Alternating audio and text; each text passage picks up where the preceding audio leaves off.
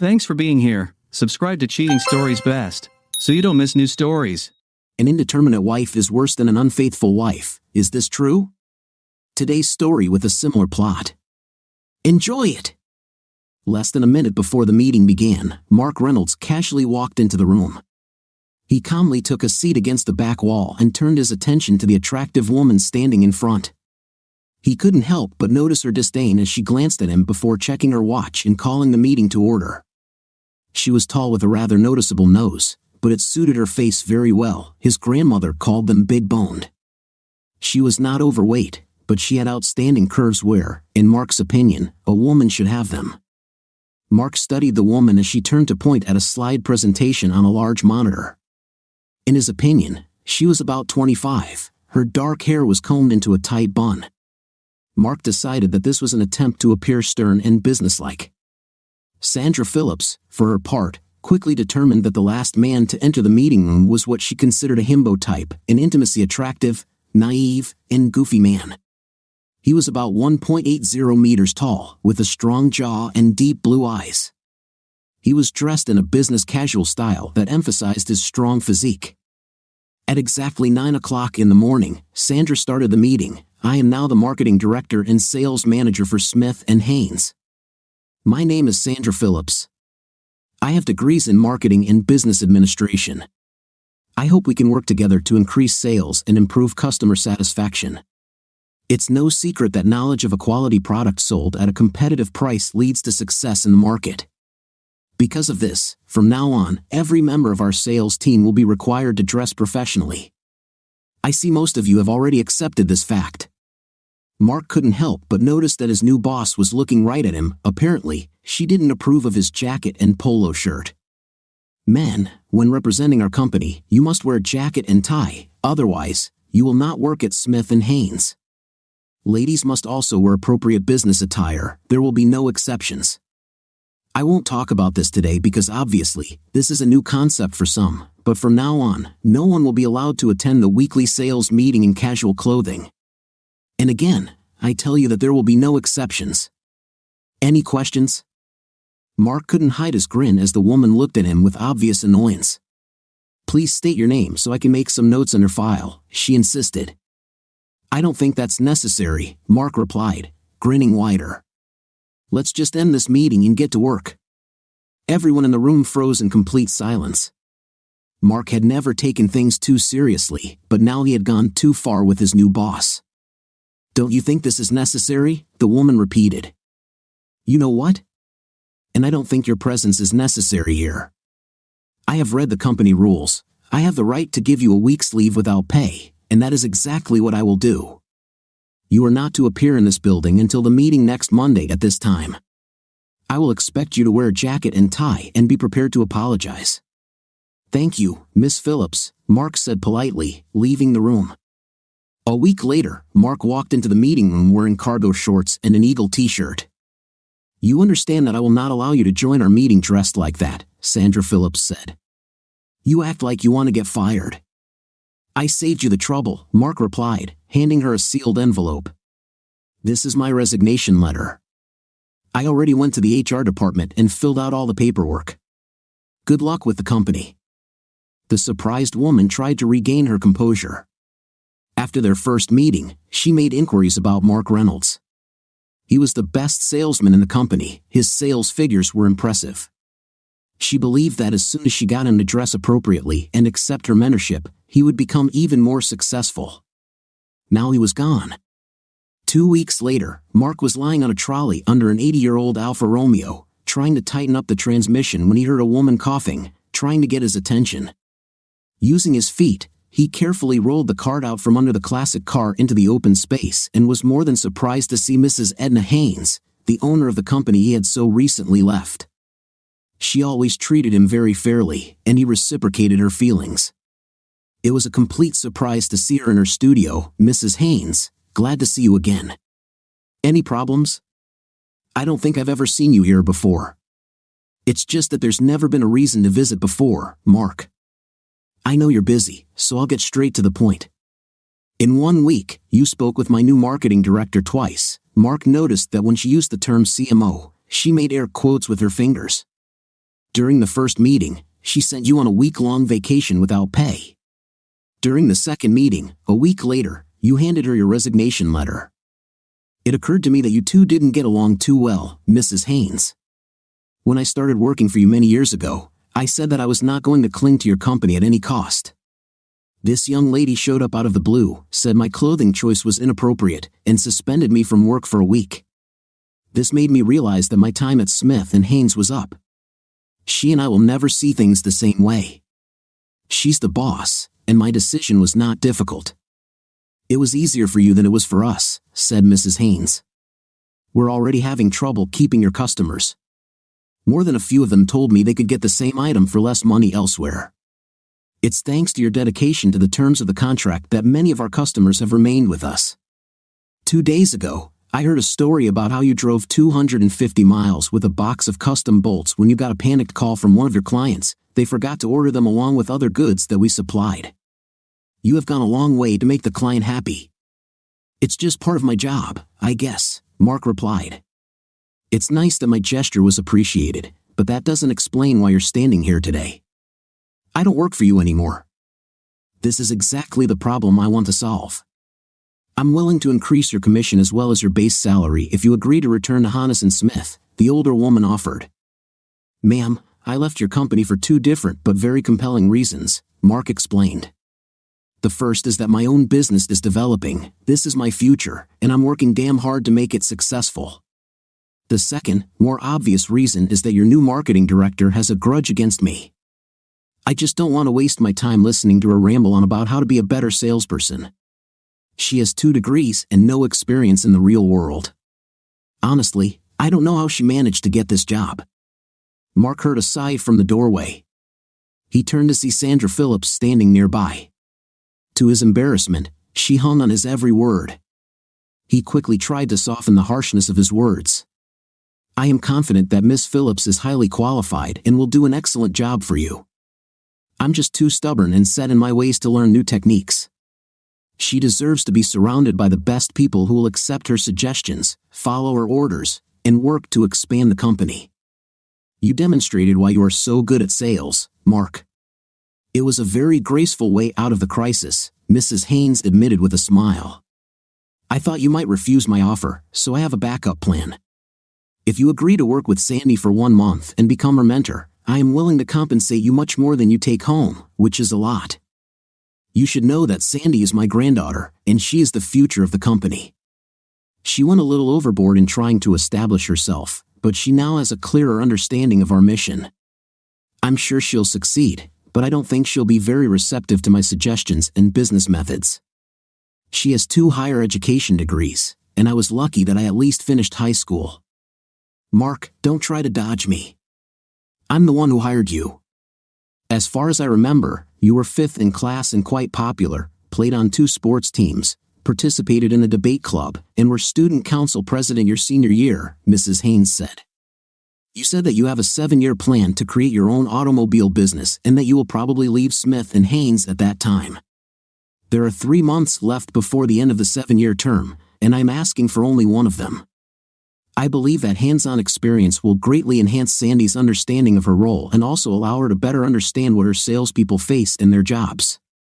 When Mrs. Haynes finished speaking, Mark saw her look at her granddaughter and nod slightly. Mr. Reynolds, I'm not proud of the way I behaved during our first meeting, Sandy admitted. My grandmother explained to me how foolish I had acted and that this should not happen again. If you accept my grandmother's offer, I assure you that I will fully cooperate and try my best to adopt as much of your selling style as possible. Mark understood how difficult this apology was for her. He even felt some admiration for her. She was willing to take the hit to improve her relationship with her grandmother and hopefully better understand how Smith and Haynes managed to run a successful business for over 50 years. Mrs. Haynes, Miss Phillips, I absolutely need to finish work on this car.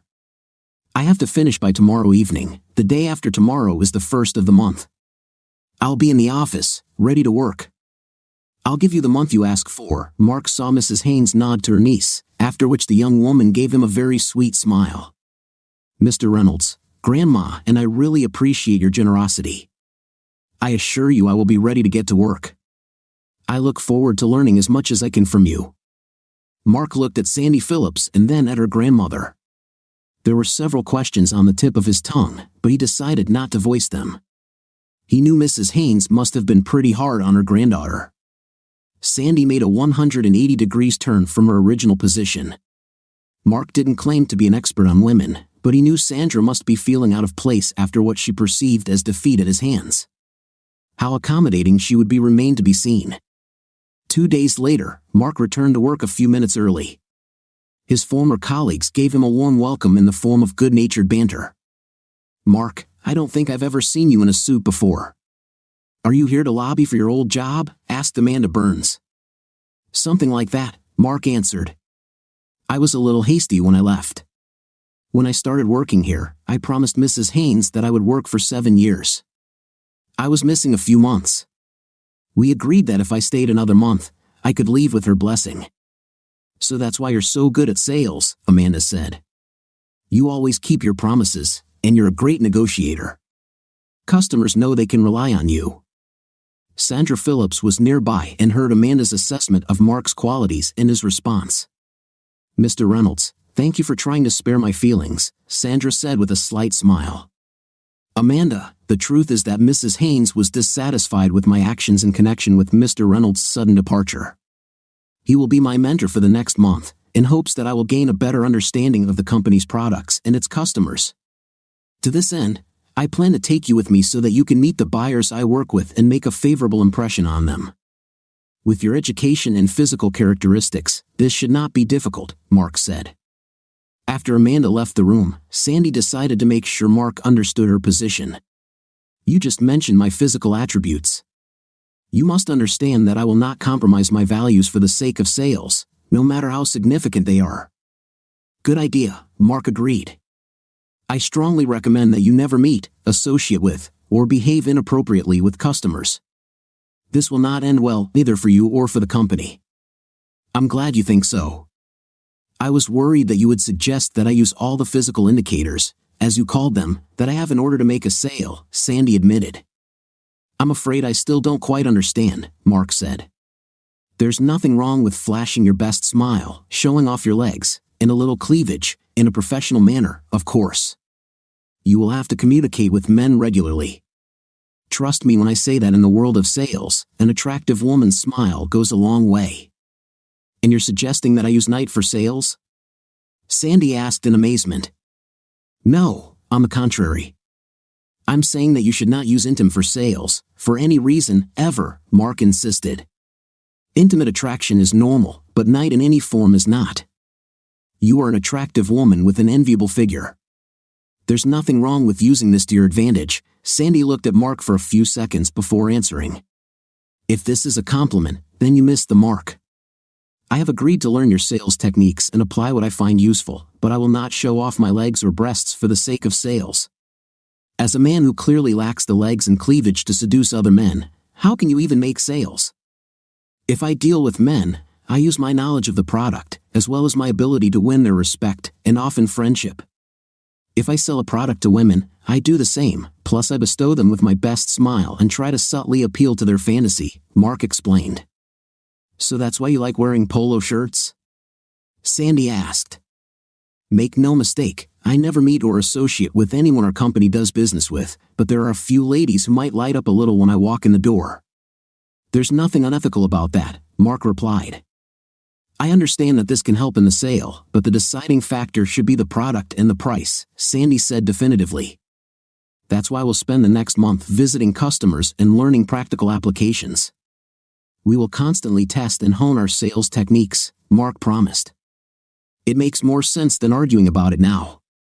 The next month is going to be interesting." Sandy looked forward to visiting clients and building lasting business relationships. In her opinion, Mark was overconfident, but the numbers he generated indicated that he had reason to be so. She admitted to herself that he looked good and was very masculine, and she could easily imagine women falling for his charm. Mark spent the rest of the day making appointments. He decided to start with customers located within a short drive and gradually move to places where he would have to stay overnight. Sandy arrived at the company parking lot at 6 o'clock in the morning to find Mark already there. She readily agreed with Mark that punctuality was very important. They reached their destination almost an hour early. "There's a nice little diner around the corner," Mark said to Sandy. "You need to find out where all the good places to eat or drink coffee are near every business you deal with." "Sandy, I want you to enjoy your coffee and relax. People can sense when you're nervous and think you're trying to hide something. I chose this business because it's very reasonable and friendly. You know our product and our prices. Just listen to them and answer their questions and concerns as honestly as you can. Remember, we sell ourselves no less, if not more, than our product. We must give our customers complete confidence in our honesty and integrity. If you are unsure of the answer, admit it and explain that you will find the correct answer as soon as possible and get back to them. Never try to lie or even exaggerate, and you will succeed." "I understand that, and I completely agree," Sandy replied. "I noticed that you didn't say anything about showing off or flirting with clients. It's obvious that shouldn't be part of the strategy." "Today," Mark replied, "I see your hands and face, everything else is covered for you. Let's see how it works today. All I ask is that at least one day next week, you are something a bit looser. You have a very good figure, and it won't hurt to make this fact obvious." "How do you know what kind of figure I have?" "You said my choice of clothes prevents men from determining what kind of figure I have," Sandy asked. "It's impossible to have both. Few men have my powers of observation when it comes to the female form," Mark replied with a grin. "One of the reasons I succeed in sales is my ability to look beyond the obvious. I can often identify self-doubt and personality flaws by talking to a person for a few minutes. Knowing this can make all the difference when making a sale." "I have to say, that's complete nonsense," Sandy replied. "You don't have any mysterious ability to know my bra size or my thigh length. By saying I have a wonderful figure, you're using your sales techniques on me. You think flattery will soften and even change my clothing choices, but I see right through your feeble attempts." "It's interesting," Mark admitted. "I'm telling the truth, but you think I'm joking. About your long and very slender legs? I always try to be honest, but you don't trust me. Now I have to wonder if my clients see the same thing as you. Perhaps I have a particularly effective instrument for detecting lies and can recognize them better than most people." "Your sales success indicates that your gimmick should work most of the time," Sandy suggested. Sandy gave in to her grandmother's demands to bring Mark back and work with him because she had no choice. Grandma is very firm on this issue. In truth, Sandy expected Mark to try to use his good looks and natural charm to boost sales. She had no idea how well he understood their products, their contracts, percentages, and profit margins. He was not shy about using his charm, but at the same time, he remained professional in his interactions with clients. Sandy appreciated the wisdom of her grandmother's decision to travel with Mark and explore the world of sales with a master of the trade. Sandy discovered that she enjoyed meeting with clients and listening to their needs and concerns. She understood why Mark was so good at what he did. He was always polite and professional, remaining calm even when some clients lost their temper, although this was rare. Another thing Sandy noticed was the obvious interest that many employees showed in Mark. They absolutely responded to his smile and easy charm. Moreover, most of the men he interacted with became noticeably friendlier after just a few minutes. In the second week, Sandy and Mark went on a long road trip, staying in hotels instead of spending a lot of time traveling to distant businesses. The Wednesday morning of that week was decisive for her. "Wow, you look great," Mark said with obvious admiration. "This look suits you very well." "Thank you," Sandy replied, blushing. "I decided to try your suggestion about my appearance. This is an experiment. Don't think I will follow your example and flirt like you with women of all ages." "Good idea," Mark agreed. "It's much better for you to use your charms among the male half of the population." Later that day, while Mark and Sandy were having dinner at a chain restaurant, Mark asked the question Sandy had been waiting for, with a small smile. "Well, did you notice any difference in the way people reacted to you today? You were there with me and saw how some men looked at you and smiled like idiots. In fact, you're doing the same thing now, processing it better and better." "It was very nice," Sandy responded, feelingly. "I know we didn't start off on the best foot, but I feel like we're doing much better now. You were very fair to me considering that in the first week, I got you fired. I explained my situation to you and your grandmother. This is my last day of our business trip, and we are planning to stay at a hotel just 10 miles from her apartment. I want to go home with her so we can catch up. I hope you don't mind. I have a brother and a sister, so I understand everything, Mark answered. Have a great trip home. The last business they planned to visit was scheduled for late Thursday evening, followed by a visit Friday morning to meet with the owner and convince him to sign the purchase agreement. Having finished work early on Friday morning, Mark hoped to make it home in time. After lunch, Mark thought the meeting on Thursday afternoon had gone well, except for one very serious problem for him. The 30-year-old son of the company owner has a crush on Sandy. Mark admitted to himself that the guy was good-looking, but past experiences with him changed his opinion. He is assertive and demanding. During the drive to the hotel, Sandy acted almost flippantly. She chatted constantly, but about almost nothing. Finally, she couldn't keep her secret. Brett invited me to dinner tonight, so don't expect me to join you. We'll just have dinner at the hotel restaurant before heading to the bar. There's a small band playing there today, so we'll probably dance. Brett is a good guy, don't you think? Sandy asked, although she didn't seem interested in the answer. He looks good and dresses well. We might even make more profit from his company, although that's not why I agreed to his request. He seems funny. Mark wanted to express his concerns to Sandy but chose to remain silent. She would start working without him on Friday morning. She's in her mid-20s, has 2 college degrees, and is destined to gain control of a prestigious company. What could he tell her that she shouldn't know? Mark really liked Sandy, but he felt it would be unethical to ask her out, at least not until their working relationship was in the past. Now he wondered if he had made a mistake or perhaps dodged a bullet. If Brett is the man she's looking for, then she's not the woman he thinks she is. Mark ordered dinner to his room while working on emails regarding his classic car restoration business. He was proud of the success of his business. He started it right after finishing school. Now he is going to devote all his time and energy to his business. His time at Smith & Haynes had finally come to an end. Just after 11 p.m., Mark decided that was all for today and went to bed. He had just fallen into a deep sleep when a loud knock on the hotel room door woke him from his slumber. Mark tried to shake the fog from his brain, got out of bed, and shuffled towards the door. As soon as he turned the knob, Sandy swung the door open and rushed inside, dragging her suitcase behind her. She slammed the door and turned to Mark with tears in her eyes. He decided it was easy to sleep with me, she insisted. He showed me to my room after dinner and a few dances. He took my room key to open the door and never gave it back. He started pestering me without my consent.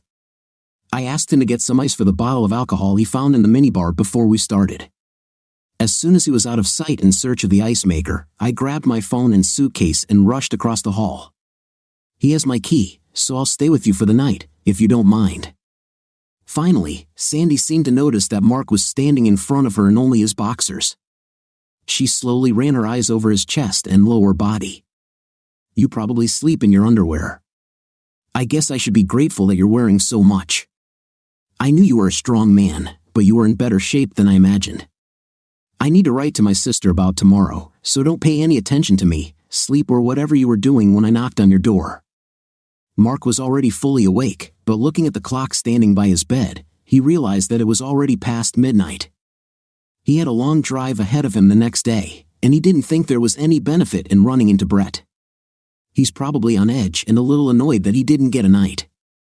You can stay here, but I won't give up the bed for you, Mark answered. I told you that dating any of our clients is a bad idea. Brett is an absolute. You should have noticed this before he even managed to get into your room. I'm going back to bed, so whatever you do, please do it quietly. Mark was still mad at Sandy for getting involved with such a jerk as Brett. He was glad that she managed to escape from him but was unhappy with her decision to go on a date with him. Mark realized he needed to step back and honestly evaluate his feelings before he said too much to Sandy. Surprisingly, he soon fell asleep again, woke up in the middle of the night to find Sandy sleeping next to him, her head resting on his arm and her left leg thrown over his legs. She was wearing one of his t-shirts, which she must have pulled out of her suitcase. Looking at her, Mark realized that she could wear any of his t-shirts at any time. Very little time passed, and Mark was awakened again by a loud knock on the door. Swearing under his breath, he promised that if it was the same Brett, then he would personally kick his 5th place. And again, the door swung open. As soon as he turned the handle, to his surprise, a pretty young woman entered the room. She quickly looked him up and down and muttered something under her breath, then began to look around the room. At that moment, Sandy rolled over onto her back and opened her eyes. "Sarah, why are you here in the middle of the night?" "Something happened, little sister." "Did you sleep with this guy? Did he force you to do this? Should I call the police?" The girl, whom Mark now identified as Sarah, demanded. "He will never harm me, he's one of the good guys," Sandy replied. "Why are you here at this time, Sandy?" "It's almost 8 in the morning. You wrote that before your meeting today, we should go to breakfast, but you didn't mention that you would sleep with this guy. Is this the guy you work with? Is having an affair at work a good idea?" Sarah asked. "I'm not sleeping with Mark," Sandy insisted. "Well, I probably slept with him, but that's all we did. We just slept next to each other, that's all." "Whatever you say, but it's hard to believe when the guy looks so good," Sarah argued. "What happened to that? Who attacked you last night?" By this time, Mark was fully awake again. The sisters continued to chat in his bedroom. He closed the bathroom door and began to take a shower. "Sandy, why would you go on a date with a bully if you have such a handsome guy like Mark at your disposal?" Sarah asked when they were alone. "Sometimes I don't understand what you're thinking about, to be honest," Sandy replied. "Me too, Sandy. I was hoping Mark would tell me to forget Brett and ask me to date him. You're right, he's good looking, but I can't get him to think of me as a desirable woman. I can't stand, and my big nose. Maybe I need to fix it. You always said that you were proud of the way you looked and that any man interested in you would love you for who you are. Did he say anything about your nose or the way you look?" "Actually, he always tells me that I'm attractive. He just doesn't pretend to believe it. He does a great job at work, but he doesn't seem to be interested in much on a personal level," Sandy complained. "Sis, when he opened the door, he was clearly very excited. I can't say whether this is your fault, but I wouldn't be surprised if it is. Maybe he is shy, or maybe he doesn't want to meet a woman at work. What is this, a bruise?" Sarah suddenly asked, looking at her sister's cleavage. "Where?"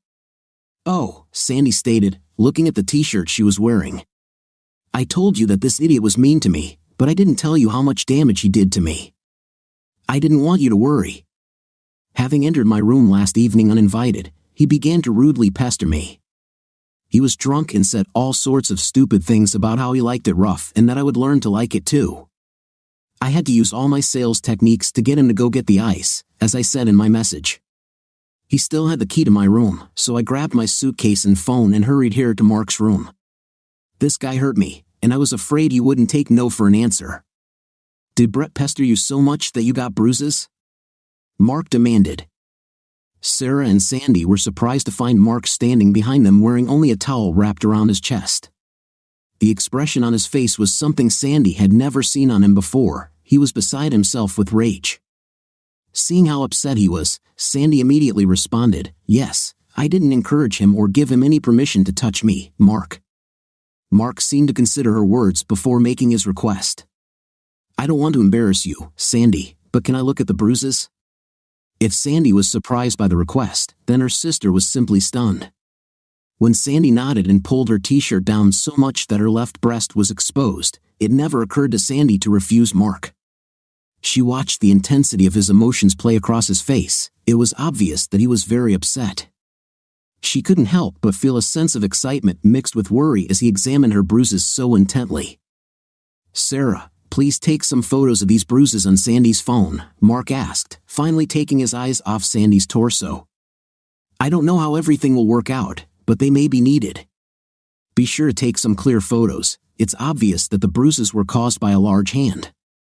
He'll be damn sorry he did that to your sister, I guarantee it."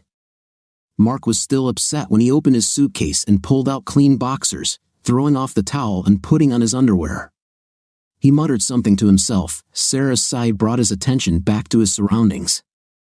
"I forgot where I was for a minute. More precisely, I knew where I was, but I forgot that there were ladies here," Mark clarified. "I think about this worthless, and how the father allows his son liberties at work. Looking back on some of the things I've seen and heard over the years, I know I had to do something. At the very least, I should have ended our business partnership. Sandy, you won't go to work today. Have a good breakfast with your sister and go home calmly. I'll take care of things here. Just relax and enjoy your time with Sarah. What will you do if we're not careful? We'll lose their business completely, Sandy said nervously. Sandy, they should be worried about losing our business. Smith and Haynes shouldn't deal with scum like that. I will fire them as our client. I'll call your grandmother and explain everything to her. I'm sure she will approve. You're probably right, Sandy admitted. Be careful if you see Brett. He's quite big and bragged about what a great football player he was in school. I have no doubt, Mark answered with a sad smile. If you don't have feelings for him, I plan to give him some fresh bruises. I'll see how much he likes it. I don't care about him, Mark. I just don't want you to get hurt or in trouble because I was stupid enough to spend time with that idiot, Sandy said. Sarah, be sure to take a photo of the bruises. After that, take your sister to breakfast. I'll sort it all out here. Today is the last day of the month that you promised my grandmother. I learned a lot traveling with you, Mark, Sandy said, walking up to Mark and hugging him. If you ever want to come back to Smith and Haynes, there's a job for you, I guarantee it. Good luck to you in your growing business, sis.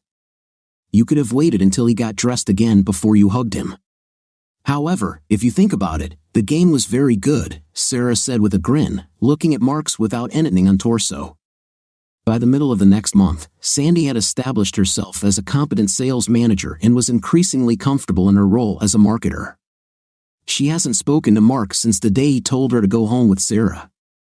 This fact disappointed Sandy. She thought they got along well.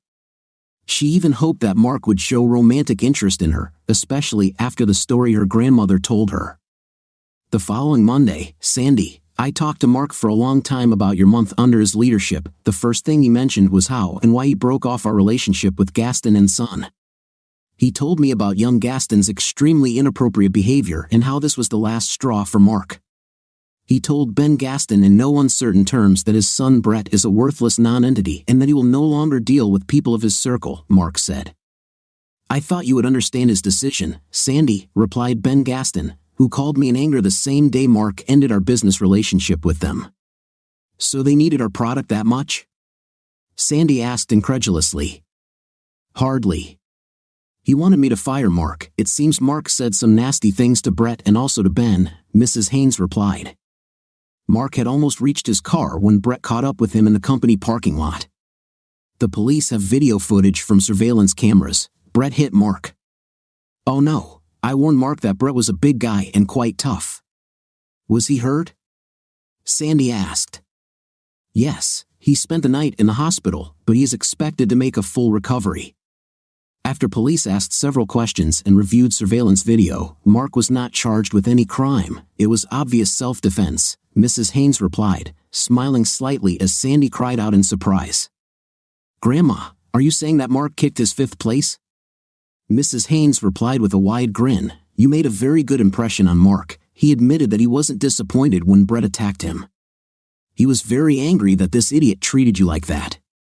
Is there anything happening between you and Mark by any chance? I haven't talked to him since Friday. They got along with each other like sisters, as the girls moved on to high school and college. Sandy began to feel left out of their conversations, which mostly focused on boys. Sandy considered herself the least attractive cousin, while others told stories of dating and romance. Sandy contributed very little to them. Her cousins noticed this at school. Sandy was focused on her studies and did very well, but she never had anything resembling a serious relationship, Sarah insisted. Sandy's lack of suitors is due to her strong and unyielding character. Convinced, Sandy should be less demanding and critical. Guys just don't like girls who are bossy and pushy. Although Sandy recognized that Sarah was right, she was unwilling to accept mediocrity in herself and others. This attitude goes a long way toward explaining why she so often stays home on weekends while her friends and cousins go out on dates. Now another cousin is getting married. Sandy had been to these weddings often enough to know how it would work. First, all the girls will introduce their grooms. Eventually, Sandy will be asked if she has anyone, even though all of her cousins know about her dismal dating history. Sandy will be the center of several awkward minutes as the girls list the names of possible suitors and the reasons why they might be suitable for her. Eventually, the conversation will move on to less painful topics. At the reception, Sandy felt like she was experiencing déjà vu again. Her cousin, Angela, had just married a handsome, athletic guy, and all her cousins agreed that she had managed to find herself a good husband. "Sandy, did you come with your significant other today?" Marie asked loudly enough for the other women to pay attention. "Well, with my new position at Smith & Haynes, I didn't have time for that. Grandma expects me to learn the business well enough to replace her. Don't you have time for dates? Have you met any interesting men since Brianna's wedding last spring?" Marie pressed. "Not really," Sandy began, but Sarah interrupted her. "I would say that Mark is a very interesting man. Sandy doesn't talk about it often, but she spent a month learning sales with a real handsome guy. Sandy loves her sister for trying to improve her position in society, but she worries about the inevitable questions she will be asked. Jokes aside, can she join in romance at work? Is it still going on? And what does this guy look like?" Well, Sandy managed to say before Sarah revealed the shocking information. "He's coming through the door right now," Sarah purred, looking at the entrance. Mark smiled and shook hands with the groom who stood at the entrance and greeted the guests. It was obvious that the two men were good friends from the way they slapped each other on the back and laughed. "Oh, wow," Marie exclaimed. "He's very good looking, Sandy. You're going to introduce us to your boyfriend, aren't you?" Sandy stared at Sarah, trying to find a reasonable answer to Marie's question. Why did Sarah make it sound like she and Mark were dating now? She found herself in the most awkward situation. Seeing Sandy grimace, Sarah decided to try to make the best of the situation. "I don't think Mark has seen Sandy yet. I'll go get him and bring him so everyone can meet him. He's a great guy." Sarah saw Sandy's face turn crimson at her words. Sarah knew Mark only briefly, but she was confident that he would be a gentleman and help Sandy get out of the situation that Sarah had created. Mark was chatting with his friend Lance when he recognized Sarah approaching him. His smile grew even brighter as he hugged her. "Sarah, I didn't know you were here today. Are you friends with Angela? Is Sandy here too?" "Yes, Sandy is here, and she needs your help. I kind of told all our cousins that she was working with a real hot guy when they asked if she was seeing anyone. I created the impression that you liked each other, and all the girls want to get to know you. Sandy is scared to death that she will be seen as a desperate woman, and it will be my fault," Sarah explained quickly, leading Mark to the assembled cousins. "Could you please be really nice to her? It would mean a lot to Sandy and keep me in her favor." Mark digested everything Sarah told him as he led her across the room. "I love it when people ask me for a favor. Don't worry, I'll do everything." Sandy stood frozen in place as she watched Sarah and Mark approach her. She didn't know what to say, what to do, or how to get out of this situation. Mark beamed as he moved closer to Sandy, put his arm around her shoulders, pulled her towards him, and said loudly, "I'm so glad to see you again, Sandy."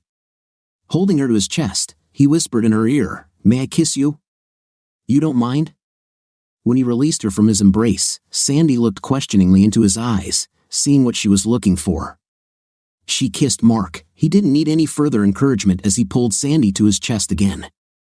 Sandy lost track of time as she was completely controlled by her emotions.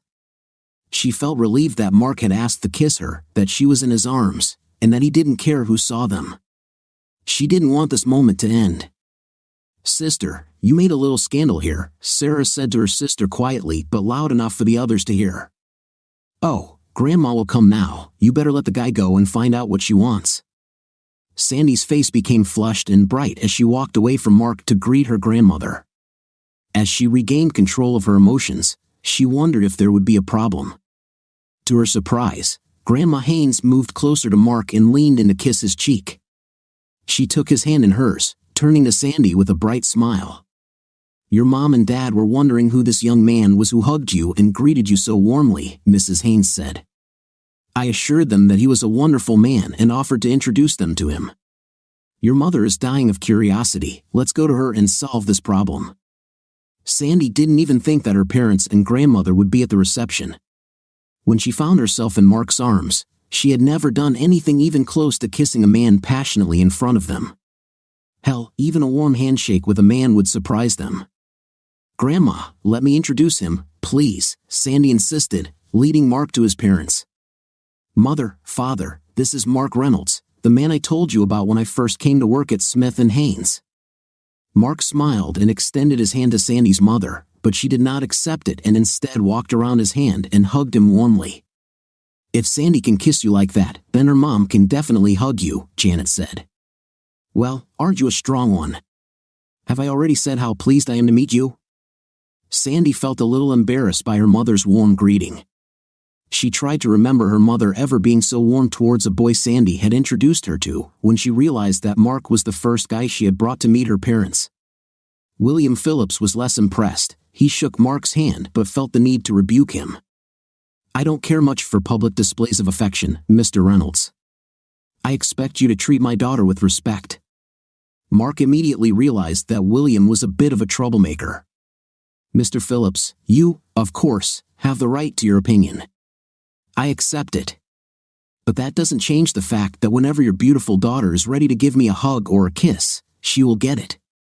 William Phillips turned red and began to puff. Sarah noticed this and quickly tried to defuse the situation. "I assume you're talking about me, Mark. I'm ready for any hugs and kisses from you," Sarah joked, hugging Mark.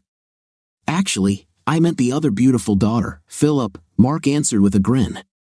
"However, if Sandy doesn't mind, I'll be glad." "Don't even think about it, kid," Sandy interrupted, but she smiled widely. "Mark, would you mind walking with me to meet my other relatives, especially the coven of witches standing at the bar and looking at us?"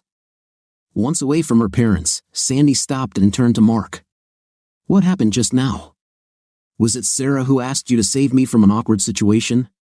Were you just being a gentleman? Why did you kiss me like that?" "Sarah did tell me that she kind of put you in a difficult situation and asked you to help," Mark admitted. When the smile left Sandy's face, he carefully placed his hands on her shoulders and pulled her towards him. He lifted her face to his.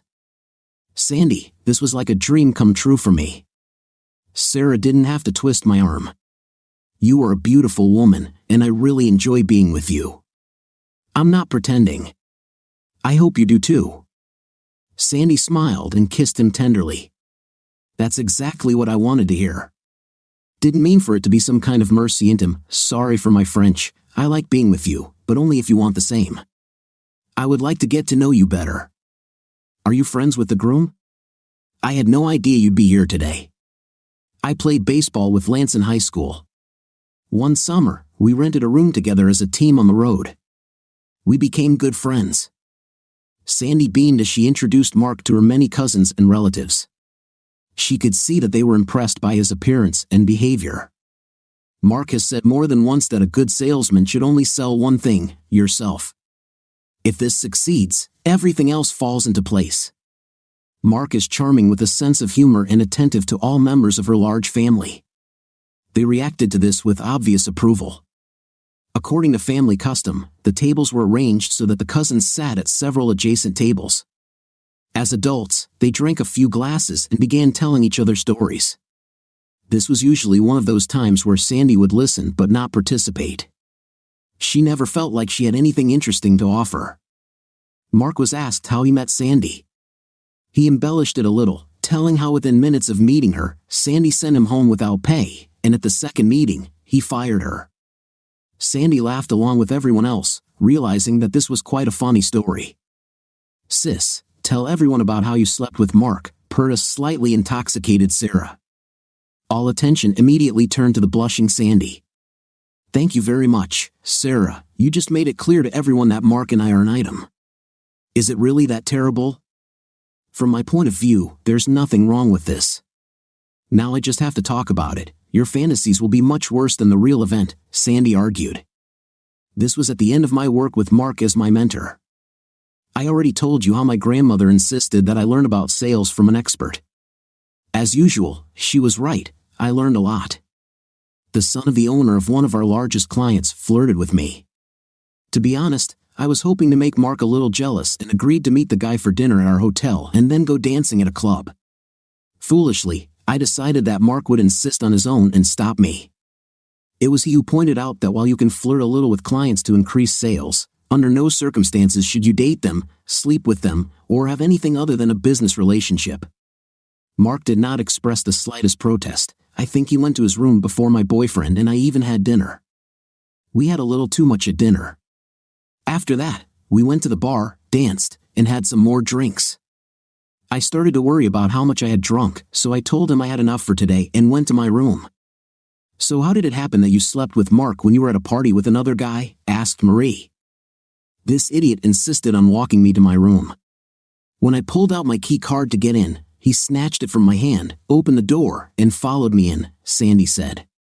I was wearing a dress with a small neckline. That idiot locked the door, then he turned to me and began to pester me very rudely. I held back my tears and told him that he needed some ice to go with the alcohol from the minibar. He grumbled slightly but went off to get some ice. He took the key to my room with him. I stuffed the clothes that were lying on the bed into my suitcase, grabbed my phone, walked across the hall, and knocked on Mark's door. By then it was close to midnight.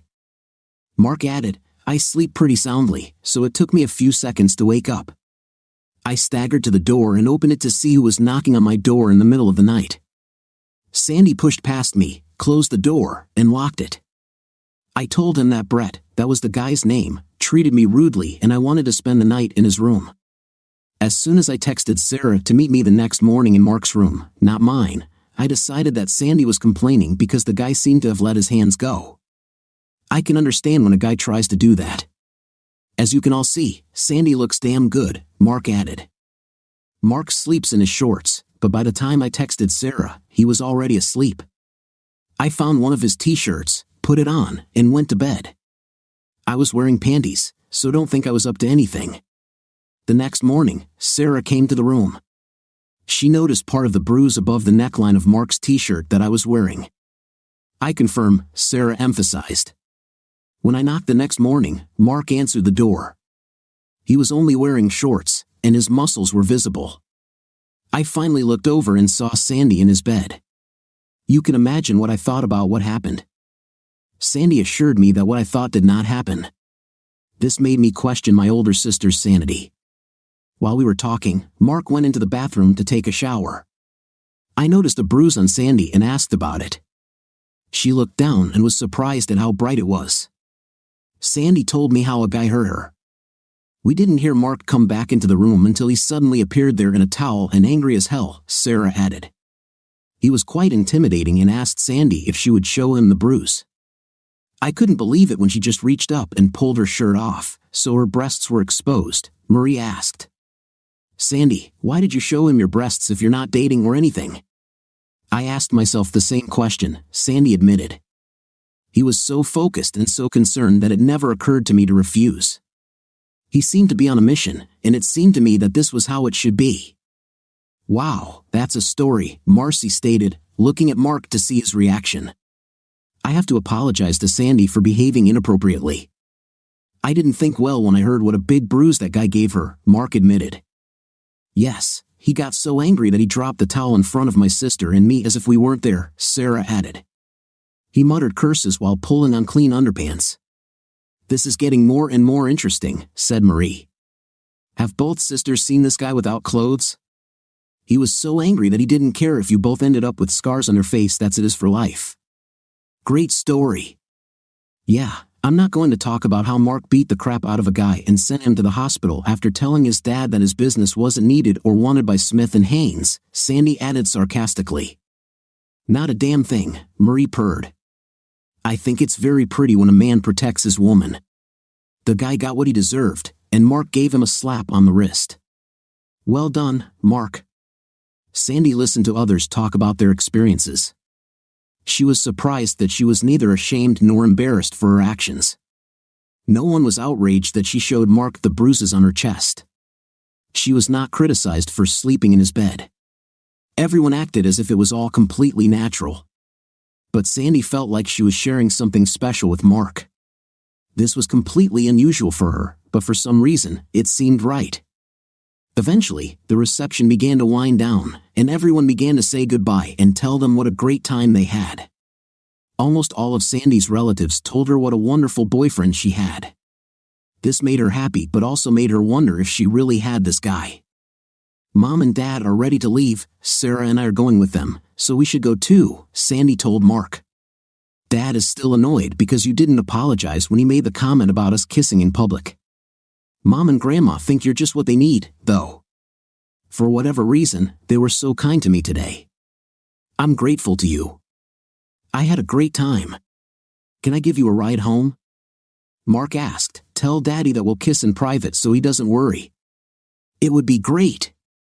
"I'll tell them to go without me. You will take me home." Mark watched Sandy talk to the family. Her mother and Mrs. Haynes looked in his direction and smiled.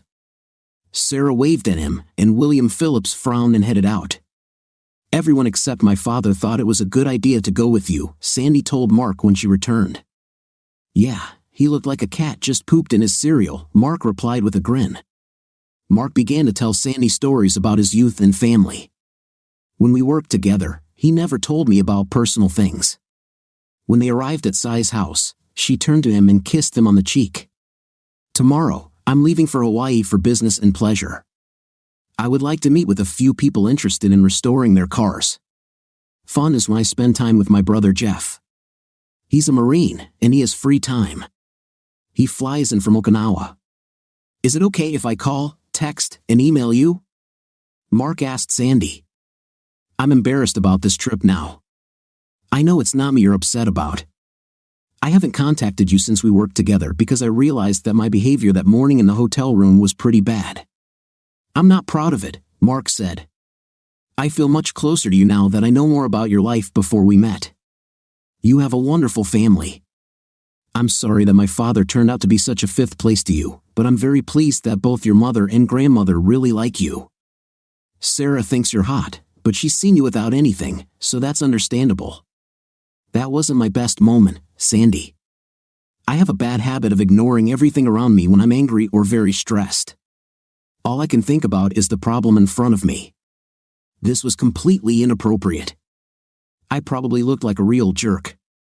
Let me apologize to you again." Sarah was very impressed. "To be honest, me too. It was completely inappropriate, but the fact that I bared my breasts in front of you was also not the height of good taste. Maybe we're closet exhibitionists," Sandy suggested. "You're so beautiful, so I understand why you're proud to be looked at," Mark said. "Personally, you take my breath away." "Well, now you've gone overboard," Sandy replied. "I know what I look like. I will never look like a supermodel. My fifth place is too big, and my nose looks like a potato." Mark chuckled at this remark. "Potatoes, you have a strong nose, and it gives you character. The condition of your fifth place is not even discussed. You look like a real woman, not some anorexic blonde." Mark walked Sandy to her door. She stopped and looked at him with a sparkle in her eyes. That was enough, and he pulled her into his arms and kissed her. "I'll drive you crazy with texts and emails," Mark promised. "I'll call you about when we can agree on a suitable time, taking into account our obligations and the time difference." "I'll find time," Sandy promised. She eagerly awaited the text messages and photos that Mark sent to her phone. It's no surprise that Hawaii is a beautiful place. Sandy especially loved the views from Mark's hotel balcony. He had photographs of the beach and the ocean beyond. Sandy decided that someday in the near future, she would definitely visit the Hawaiian Islands.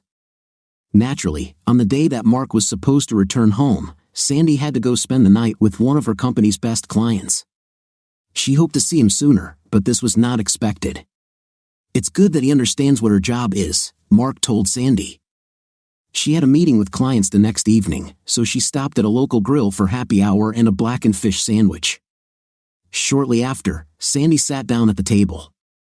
An extremely attractive blonde about her age sat down at the table next to her. Soon, the blonde was joined by several other young women. Sandy didn't try to eavesdrop, but the group of women at the next table made no attempt to stop it. "How was Hawaii, Brittany?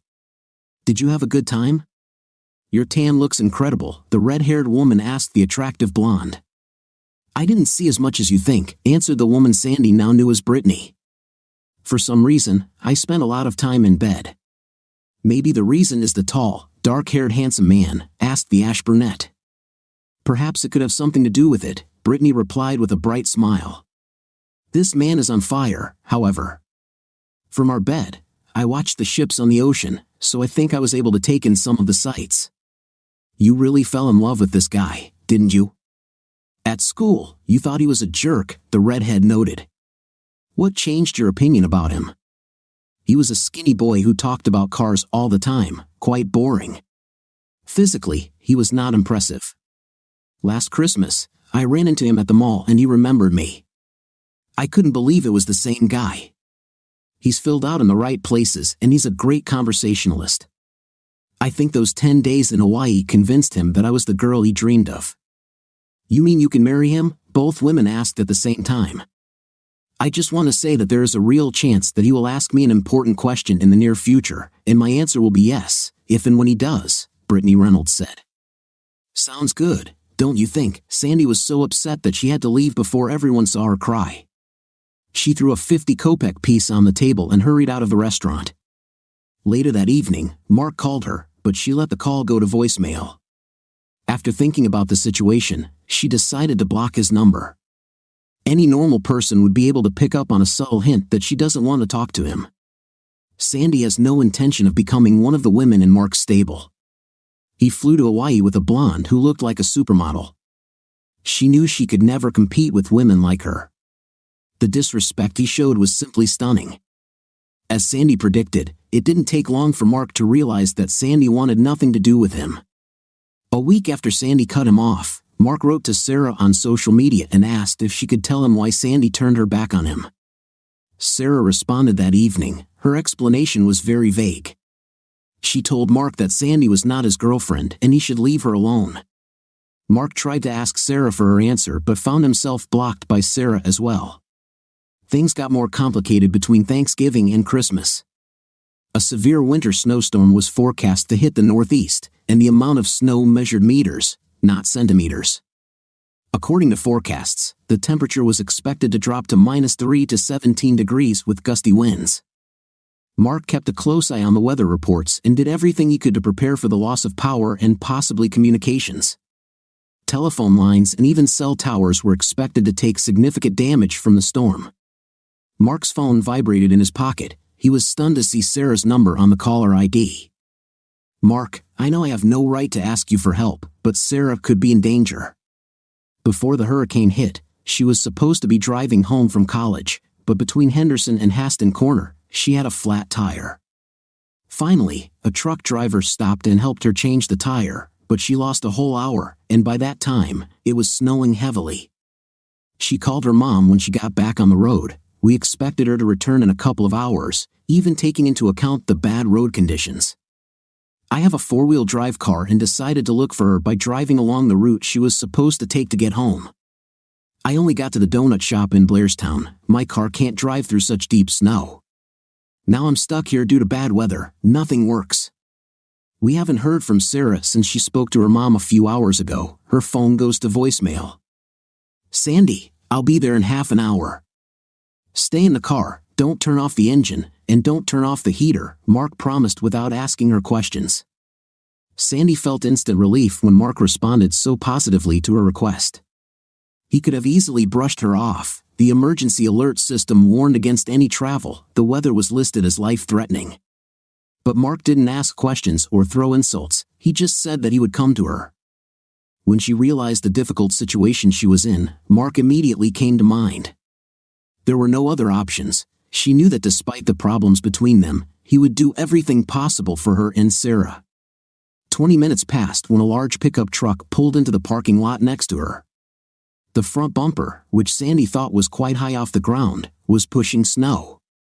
By the time Sandy turned off the car, Mark was already unlocking her door. Lock her up and get in my truck, Mark insisted. This is the strongest storm in recent decades. We have to find Sarah or at least make sure she's safe. I was thinking about which route she could take to get home. My concern is that she might have tried to take a shortcut through Warren Road.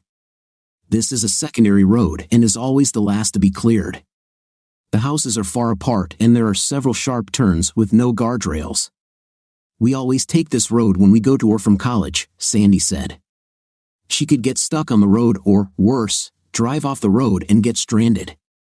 I'm very worried about her. We won't stop searching until we're sure she's safe, Mark promised. I have all kinds of gear and equipment in this truck. We are as prepared as possible, he continued. It took half an hour to get to Warren Road. Sandy thought Mark was driving painfully slowly, but she was sure he knew what was best. Snow slid onto the hood and fell off the sides, but the big truck kept moving. 10 minutes later, Mark suddenly stopped the car and drove a short distance. Sandy looked around. She saw nothing but white. What's the matter, Mark? Do you see something? Sandy asked. The snow on the side of the road looks too smooth compared to everything else. I think something must have cleared this place long before the snow started falling. Wait here while I go and have a look, Mark said. After leaving the road and finding a steep descent, Mark found Sandy next to him. Look in that ravine, it's Sarah's car. Sandy shouted, running as quickly as the deep snow allowed. Somehow, Mark managed to get to the wrecked car before Sandy. The driver's door was jammed by a tree, so he walked around the front of the car. The door won't open because the gear selector is in park, he explained to Sandy. I have a tool in my truck to safely break the window. I'll hurry. Sandy tried to look inside through the tinted window but couldn't see anything. What she saw greatly disturbed her. Sarah seems to be slumped over the steering wheel, she said anxiously. Suddenly, Mark was next to her again. In his hands, he held a small tool with which he broke the window glass. Carefully, he poured the glass onto the floor near the passenger seat. Then, he climbed inside and unlocked the door. Hearing the sound of the lock opening, Sandy jerked the door open. She crawled over to Sarah, who remained motionless. She spent less than a minute assessing her sister's condition. She's alive but unconscious. She's hypothermic and has a small bump on her head. Under normal circumstances, it would not be a good idea to move an accident victim, but she will freeze to death if we don't warm her up. We must risk further injury to save her, Sandy said calmly. I'll help in any way I can, but you'll have to do most of the carrying up the steep hill to the truck. It won't be easy, but we need to keep her warm, Mark replied. It took a lot of effort for Mark, but within 20 minutes, he was carefully placing Sarah in his truck with the heater running at full blast. Sandy, ask him to put Sarah in her lap instead of in the back seat. I want to hold her close and try to warm her up, Mark suggested. How long will it take to get to the hospital? Sandy asked worriedly. I can barely see the tracks I left half an hour ago when I was driving here. I think it would be best to take her to my house. It's much closer than your parents' house. The hospital will take another hour if we get there. Whatever you say, Sandy. I trust your judgment in this matter. Let's try to get there safely so we can take care of her, Mark replied. A little over 40 agonizing minutes later, Mark drove the large truck into the spacious garage. In less than a minute, he had carried Sarah into his home. On the way to the house, Sandy was able to contact her mother and tell her that Sarah had been found. We'll do everything possible to take care of her, Sandy assured her mother. Where's your bathroom? Do you have a bath? Sandy asked. I want to get her out of these wet clothes as soon as possible and put her in a warm bath. Come with me, I'll take her to my bedroom.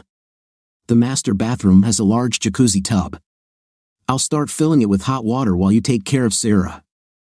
Mark carefully placed Sarah on his double bed and hurried to the bathroom to get water. While Sandy began to carefully undress Sarah, Mark returned. Take her to the bath, Sandy, Mark instructed. She breathes evenly, but her breathing is shallow. Try to carefully lower her into the water. I will go in with her so that she does not drown, Mark said. Mark carefully lifted the unconscious woman from the bed and carried her to the bathroom. By the time he was ready to put Sarah down, and equally without clothes, Sandy had entered the tub and sat down, raising her arms to receive her sister. Once both women were settled, Mark began to relax. Sweat was dripping from his nose, making him feel thoroughly soaked. He unbuttoned his heavy jacket and threw it on the floor, peeling off layers of clothing until he was left in just boxers, fitting him like a second skin. He grabbed a bath towel and stepped into the shower stall. 5 minutes later, he emerged in a towel, feeling much better. "Sandy is moving," Sandy called from the bathtub. "Please bring me some small towels and napkins for washing. Could you lower the water temperature a little? It's getting hot here."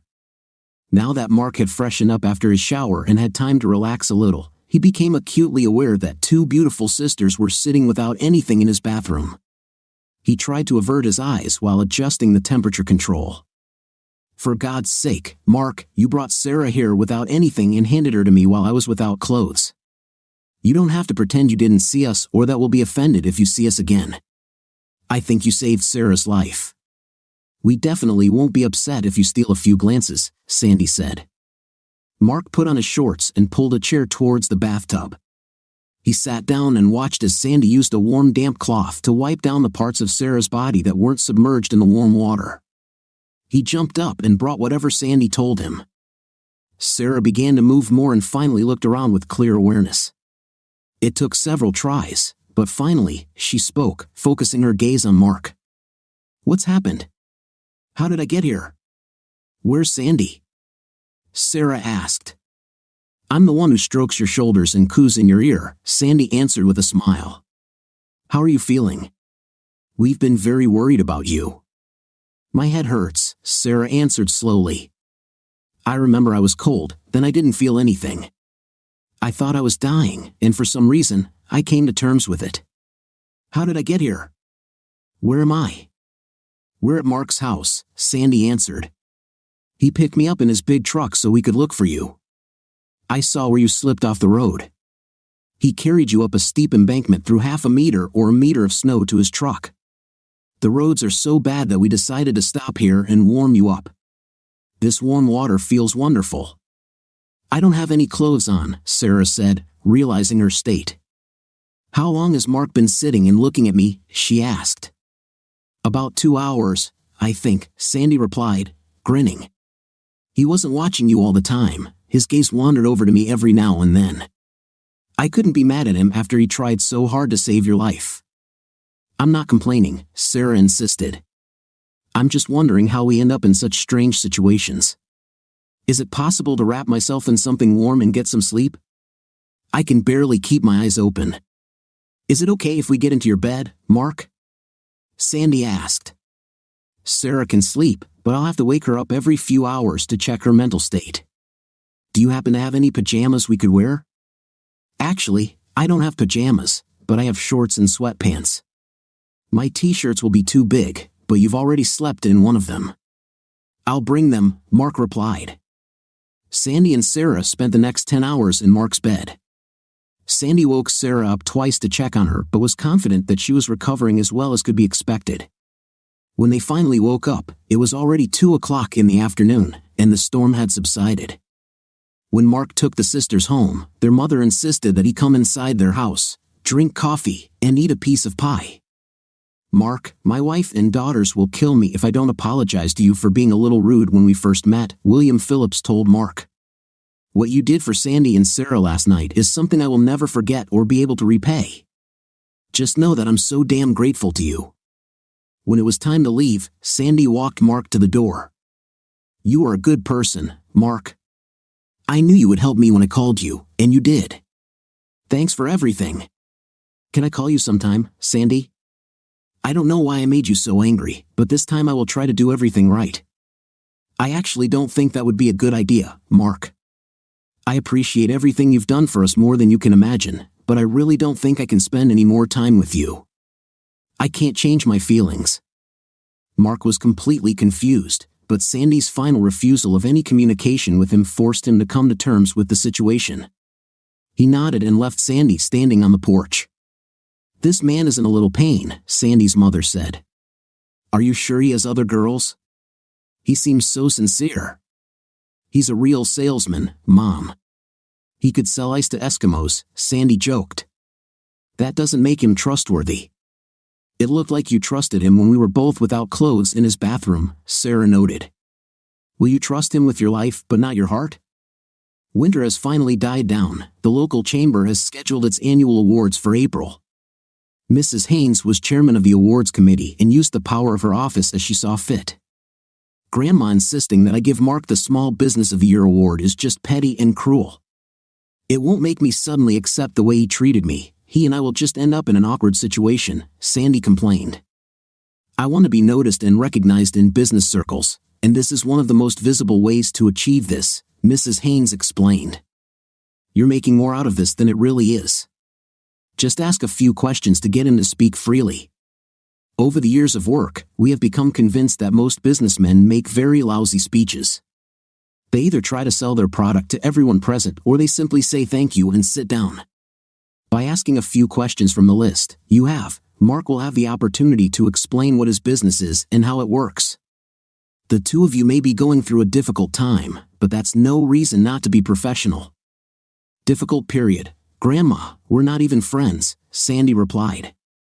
This is a huge gap, not a crack. I consider him a bore and a liar. Yes, except when the situation is critical and you need a guy with character, ability, and endurance to help you get out of a difficult situation, said Mrs. Haynes. She couldn't talk her grandmother out of presenting her with the award at the house's annual dinner, but Sandy came up with a way to teach Mark a much-needed lesson. Mark knew that winning the Small Business of the Year award would benefit his business. He would be able to use it to promote himself and his position in society. His roots came from sales, and he understood that good press always helps make a sale. The problem is that the letter he received said that Miss Sandra Phillips would be presenting the award. She practically demanded that he leave her alone, and he obeyed her wishes. However, that didn't mean he didn't think about her often. It hurt him that she thought he was so reprehensible without even knowing why. His parents insisted that he go to dinner and graciously accept the award. He reserved 2 tables for the presentation. 5 of his employees attended the dinner with their significant others, as well as his parents, sister, and Brittany. Mark's group took their seats as the formalities began. There were many speeches and confessions. Mark appreciated how the person presenting the award engaged the recipient in conversation, asking general questions about the business and the reasons for its success. It was much more interesting than the usual speech in which the recipient thanked his mother, fate, and staff. Seeing how smoothly the system worked, Mark began to relax.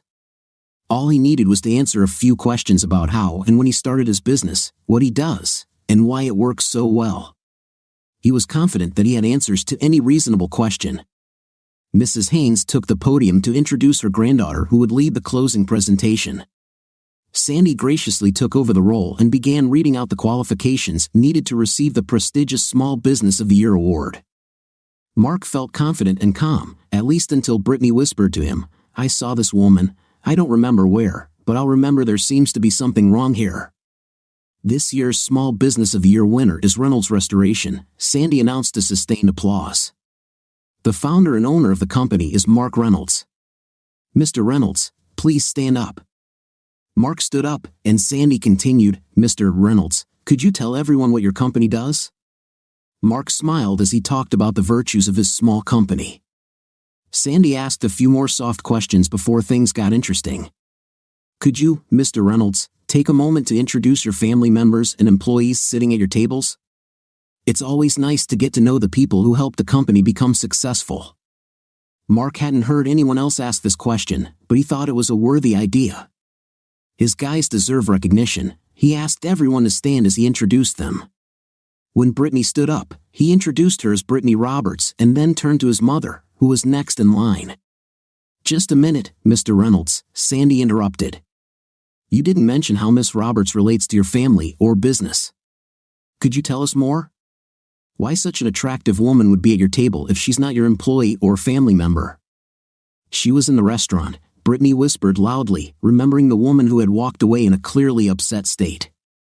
Brittany tried to determine what it was that was bothering the woman so much. What was the conversation about that day? This woman is in love with you, Brittany said loudly to Mark. It's as obvious as the nose on her face, pardon the expression. Sandy easily heard Brittany's comment and felt challenged by the beautiful woman. Not all of us can be supermodels with perfect faces and bodies, some of us have to work to get ours. By this time, Brittany had already pieced together the puzzle. This is the same woman that Mark had been pining for all spring. She left him because she thought Brittany was sleeping with Mark and hoping to marry him. Mark didn't know, Miss Phillips, you've already succeeded in achieving your main goal, Brittany announced, addressing the audience. Mark walks like a zombie in unrequited love. Mark's brother, however, thinks I'm absolutely gorgeous, and that makes me very happy. He proposed to me and is coming home with a ring next week. Do you want to know something? I'm going to reward his love for me in every way I can think of. He deserves it. I will be proud to be Mrs. Brittany Reynolds, wife of Jeff Reynolds, an active duty U.S. Marine. Mark considers you the most beautiful on the planet. So what do you do about it? You broke his heart. I heard how he did everything he could to help you and your sister during the big snowstorm last winter. If your goal is to somehow confuse or offend him, I will stand against you. Mark and Jeff are as close as only two brothers can be. Anyone who stands against Mark will be against Jeff and me. Sandy was stunned by the blonde's revelations. She went to Hawaii to see Mark's brother. Mark didn't sleep with her, she said. Mark thought Sandy was beautiful. The idea of making Mark admit that he is a two-faced bore failed completely. Mr. Reynolds, I apologize for my behavior this evening. I've crossed all boundaries. Congratulations on your well-deserved award, Sandy stammered before taking a step towards her seat. Just a minute, Mark's words made Sandy stop and turn to face him. You asked me several questions. Wouldn't it be fair if I gave you a couple too? Sandy nodded and walked over to the microphone. Yes, I apologize again. What questions do you have, Miss Phillips? Do you love me or not? Mark demanded. All the spectators gasped in unison when they heard Mark's question. A smile appeared on Mark's mother's face, and Sarah and her mother were delighted. Actually, that's not a question that's asked at events like this, Sandy began. Miss Phillips, do you love me? Mark demanded again. So your revenge is to make me look like a fool? Do you want to humiliate me in public? I'll play along with you, Sandy said. I deserved it, didn't I? Mark stared at Sandy as she prepared to answer. She stared at him in response. To answer your question, man, I am hopelessly in love with you. I have never experienced anything like this before. I acted like a stupid schoolgirl and sent you away. Does this answer make you happy? Actually, yes. I have one more question, and then I'll stop tormenting you, Mark said nervously. This must be good. Sandy practically sobbed. What else do you want from me? One more question, and I'll leave. I didn't come here to flaunt my weaknesses in front of hundreds of business partners. I'll answer one more question, and then we'll be done with this, okay? Mark agreed. Sandy Phillips, I love you more than I ever thought possible. Do you agree to become my wife? Sandy reeled at Mark's comment and question. Suddenly, she felt dizzy. Sarah noticed her difficulty and rushed to her side to support her sister.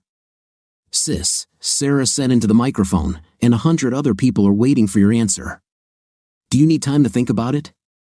I will marry you and be your wife with pleasure. This should be as clear to you as those huge breasts that adorn the chest of your future daughter-in-law, Sandy said, to the laughter and applause of the audience. What do you think of our story today?